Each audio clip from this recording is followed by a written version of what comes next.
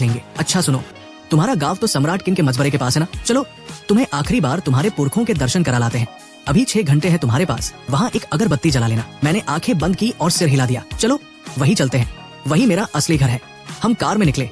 बादात गाड़ी चला रहा था, मैं पीछे बाएं तरफ बैठा था और मेरी पत्नी दाएं तरफ। वो मुझ पर झुक गई, मेरा हाथ थाम लिया और कंधे पर सिर रखकर रोने लगी। मुझे माफ कर दो, अगले जन्म में मैं तुम्हारी दासी बनकर तुम्हारा कर्ज उतारूंगी। इस जन्म में बादात का कर्ज था मुझ पर। उसने मेरी जान बचाने के लिए बर्फीली नदी में छलांग लगाई थी। तब से वो बीमार ही रहता है। मैं उसका ये एहसान कैसे भूल जाऊं? मैंने बस इतना कहा, तुम खुश रहो, बस वही काफी है। तभी सन्नाटे को चीरते हुए बादात का फोन बजा। उसने फोन उठाया और बहुत ही प्यार भरी आवाज में बोला, हेलो हुन्नी, कैसी हो? बस तुम्हें याद कर रहा था, तुम्हारे लिए एक सरप्राइज है। मैं अभी रास्ते में हूँ, बस पहुँचने वाला हूँ, डरो मत।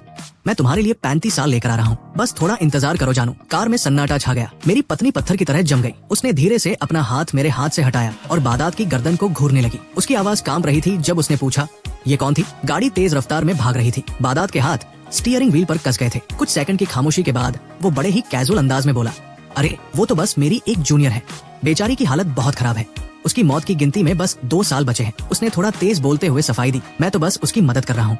नेक इंसान होना, तुम फिक्र मत करो तमन्नू, बस 35 साल ही तो देने हैं, छोटी सी बात है। पर पत्नी का चेहरा उतर गया था। उसकी सांसें तेज चलने लगी और वो थर-थर कांपने लगी, जैसे उसके अंदर कुछ फट गया हो। वो दांत पीसते हुए बोली, मदद?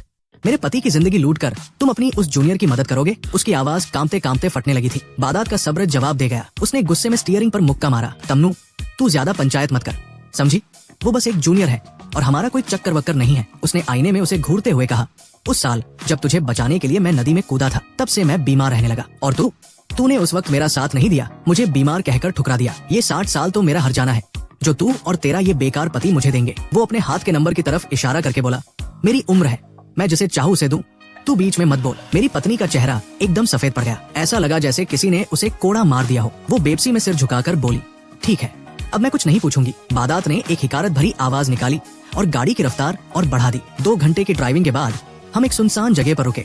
दूर दूर तक कोई नहीं था, बस मिट्टी के टीले थे। बादात रूखेपन से बोला, उतरो नीचे। जैसे ही मैं नीचे उतरा, वहाँ की खुश्क हवा में मिट्टी की सौंधी खुशबू थी। मैं एक छोटे से टीले को गौर से देखने लगा। पत्नी ने पूछा, क्या हुआ, तबीयत ठीक नहीं है क्या? मैंने सिर हिलाया, नहीं, बस याद आया कि बचपन में मैं यहाँ खेला करता था। यहाँ एक कांसे का बगुला हुआ करता था, बिल्कुल असली जैसा। बादात ने गाड़ी लॉक की और ठाका मारकर बोला, बचपन में यहाँ खेलता था? अबे वो सठियाए हुए बुढ़ऊ, मौत करीब देख तेरा दिमाग ठिकाने नहीं रहा क्या? इस बंजर जमीन पर जहाँ परिंदा भी पर नहीं मारता, वहाँ तू खेलता था? मुझे लगता है तू पागल हो गया है। वो मेरे पास आकर मुझे ऊपर से नीचे तक ऐसे देखने लगा जैसे मैं कोई म्यूजियम का अजूबा हूँ। अबे ओ, तू क्या अपने आप को 2000 साल